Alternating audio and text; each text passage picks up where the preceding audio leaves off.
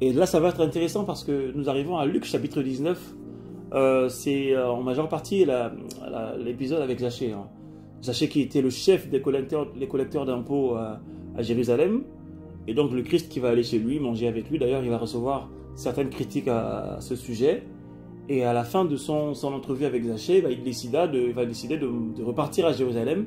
Et comme les personnes qui suivaient Jésus-Christ savaient qu'il était descendant de David et que voilà, il était certainement le Messie, et donc ces personnes s'attendaient à ce que le Christ monte et rentre dans Jérusalem de façon victorieuse, comme l'avaient prédit la loi et les prophètes.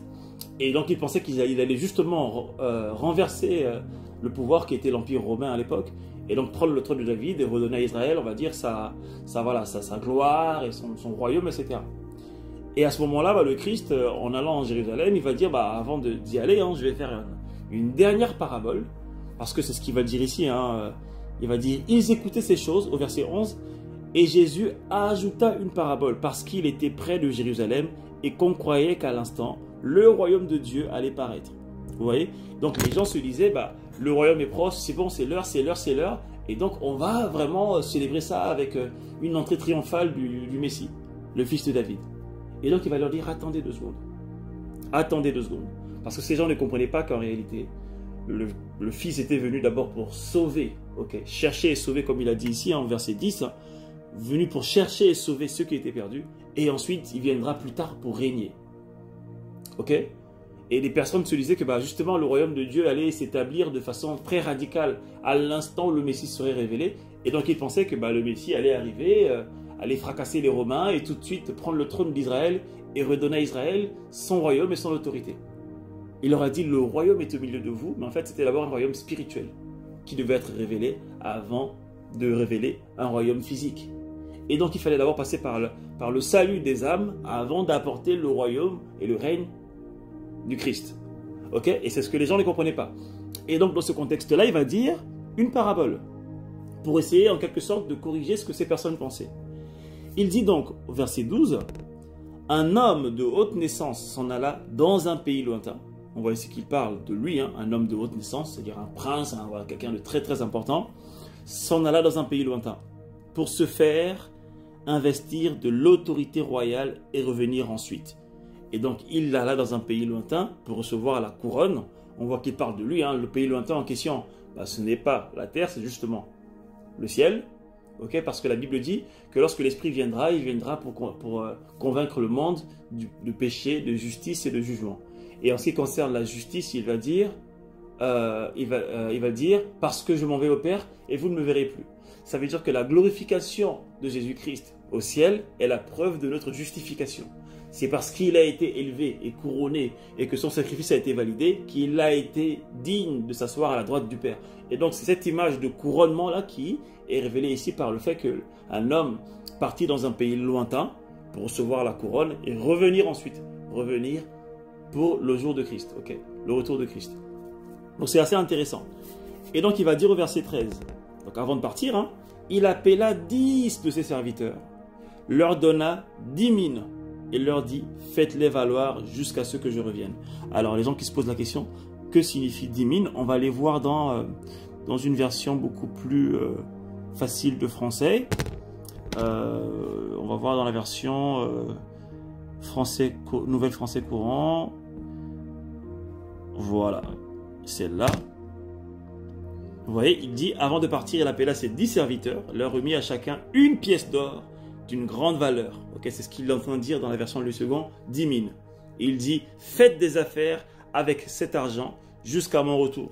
Et donc, d'ailleurs, il y a des pasteurs qui en parlent, qui disent, c'est bizarre que l'une des dernières paraboles de Jésus-Christ, avant sa mort quand même, c'est justement le fait de parler d'argent. C'est intéressant, Il y a un rapport avec l'argent, mais on va aller encore plus loin, On pourra revenir sur l'argent dans une autre vidéo. Et donc, il leur donna chacun une pièce d'or à ses 10 serviteurs. Il leur dit, faites fructifier, faites valoir, multipliez ça jusqu'à ce que je revienne. Et ce qui est intéressant, c'est que, justement, c'est bizarre qu'il mentionne le fait qu'ils repartent vers le Père. pour recevoir la couronne. Et en attendant, il dit à ses serviteurs, hein, donc voilà, toutes les personnes qui sont là, on considère que les serviteurs, c'est les enfants de Dieu, hein, les fils de Dieu, ses frères et sœurs qui étaient là, y compris les apôtres, en disant, voilà, je donne chacun une pièce d'or, faites-les fructifier jusqu'à ce que je revienne, parce que je serai absent pendant un certain temps. Okay. Et donc, pour ceux qui savent également, les pièces d'or, enfin une pièce d'or à l'époque valait plusieurs mois de travail, hein. Je pense que c'est 2 ou 3, voire peut-être plus, j'en sais rien. En tout cas, c'était une somme assez conséquente. Ok. Mais, verset 14, mais ses concitoyens le haïssaient et lui envoyèrent une ambassade après lui pour dire, nous ne voulons pas que cet homme règne sur nous. Ok. Nous ne voulons pas que cet homme. Lorsqu'il parle de ça, il parle du coup des Juifs qui ont rejeté le Messie, hein, simplement, en disant nous ne voulons pas de lui comme Messie, etc. Donc c'est l'histoire du Messie et de la crucifixion. Et lorsqu'il fut de retour, après avoir été investi de l'autorité royale, il fit appeler auprès de lui les serviteurs auxquels il avait donné l'argent, afin de connaître comment chacun l'avait fait valoir. C'est l'heure du bilan. Ok, je vous ai donné à vous 10 chacun une pièce d'or. Dites-moi ce que vous en avez fait. Et donc par la suite, le premier vint et dit, Seigneur, on va lire dans la version français courant parce que le terme mine ici peut déranger certaines personnes. Voilà, ok, verset 16, nous y sommes. Le premier se présenta et dit, Maître, j'ai gagné 10 pièces d'or avec celles que tu m'as données. Incroyable. Il a fait multiplier par 10 en fait ce que le père lui fait, ce que le maître lui avait donné. Donc c'est vraiment on va dire le serviteur par excellence, hein, le serviteur modèle qui a multiplié 10 fois. C'est comme si aujourd'hui je vous donnais 100 €, je vous dis voilà, écoute, je pars en voyage, mais j'espère qu'au retour tu auras fait valoir ces 100 €. Et à mon retour, tu me dis voilà, hop, j'ai pu gagner à partir de tes 100 €, 1000 €. Ok, donc je les ai multipliés par 10. Bien sûr, je serai content, on pourra fêter ensemble. C'est ce qui se passe ici. Et donc à ce moment-là, le Christ va dire un truc intéressant. Il va dire, donc verset 17, le roi lui dit, c'est bien, bon serviteur, puisque tu as été digne de confiance dans de petites choses, je te nomme gouverneur de 10 villes. Ok, on va revenir sur l'explication plus tard. Et le deuxième serviteur vint et dit, Maître, j'ai gagné 5 pièces d'or avec celles que tu m'avais données. Et donc lui, il a multiplié les pièces par 5. Et il va dire, toi, je te nomme gouverneur de 5 villes. Ok, pas de problème. Et un autre serviteur vient et dit, Maître, voici ta pièce d'or, je l'ai gardée cachée dans un mouchoir. J'en ai pris soin, afin qu'elle ne se perde pas. Et il continuera par dire, j'avais peur de toi, car tu es quelqu'un de dur. Tu prends ce que tu n'as pas déposé et tu moissonnes ce que tu n'as pas semé. Et le roi lui dit, mauvais serviteur, je vais te juger sur tes propres paroles. Ok, il n'a pas dit, je vais te juger parce que ce que tu dis est vrai. Il dit, je vais te juger sur la base de ce que tu as dit, pardon. Ok, il va dire, tu savais que je suis quelqu'un de dur, que je prends ce que je n'ai pas déposé, que je moissonne ce que je n'ai pas semé, alors pourquoi n'as-tu pas placé mon argent dans une banque? À mon retour, je l'aurais retiré avec les intérêts. Premièrement, ici, il dit, tu vas être condamné à cause de tes propres paroles. Puisque selon toi, je suis quelqu'un de dur, qui moissonne ce qu'il n'a pas semé, qui récolte ce qu'il n'a pas semé, et donc tu aurais pu prendre cet argent et aller l'investir dans une banque. Au moins, j'aurais eu des intérêts. Au moins, j'aurais eu un petit retour. Mais tu ne l'as pas fait, donc tu es un mauvais serviteur et tu seras condamné pour ça. Ce qui est intéressant aussi chez le mauvais serviteur, c'est quoi? C'est que le mauvais serviteur, il a déjà une très mauvaise image du Christ. Enfin, du maître, du moins. Ok, il dit c'est un maître dur qui mange ce qu'il n'a pas construit en fait. Ce qu'il n'a pas semé. Ok. Et donc là, ça montre déjà que lorsque le maître est parti, l'image qu'il avait du maître l'a contraint à agir d'une façon qu'il ne fallait pas. Et finalement, le résultat n'a pas été le bon.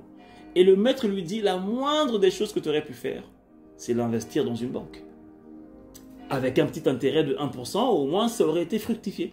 Vous voyez à quel point le maître tient dans le fait que les hommes, ou du moins ses enfants, apprennent à fructifier les choses.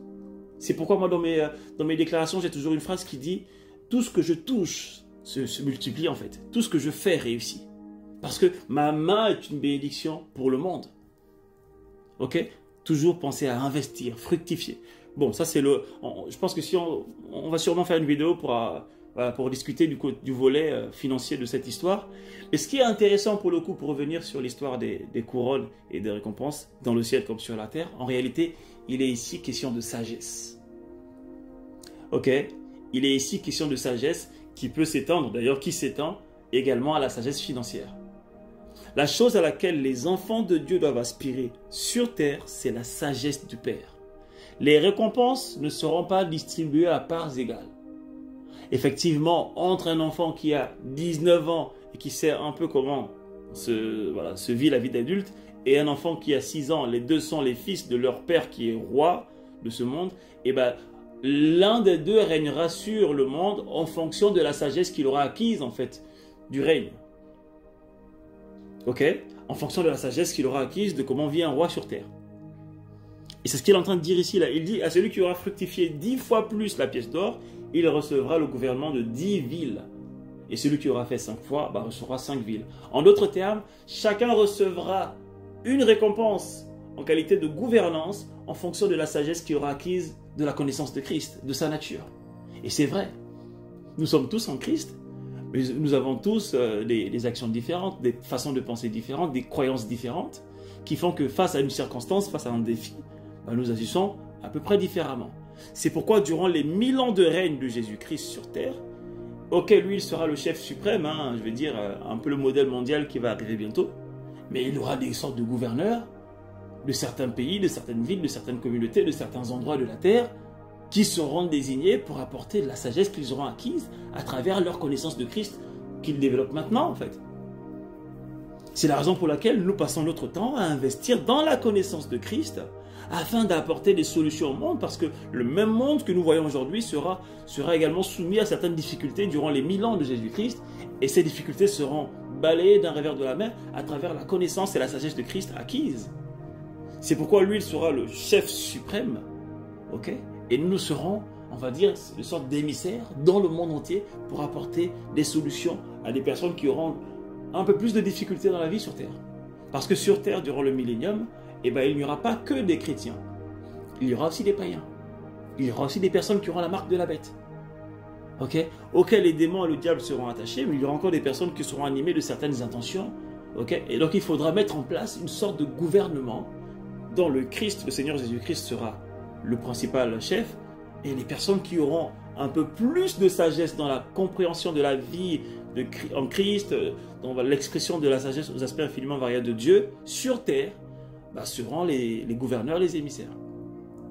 Elles sont là, les récompenses.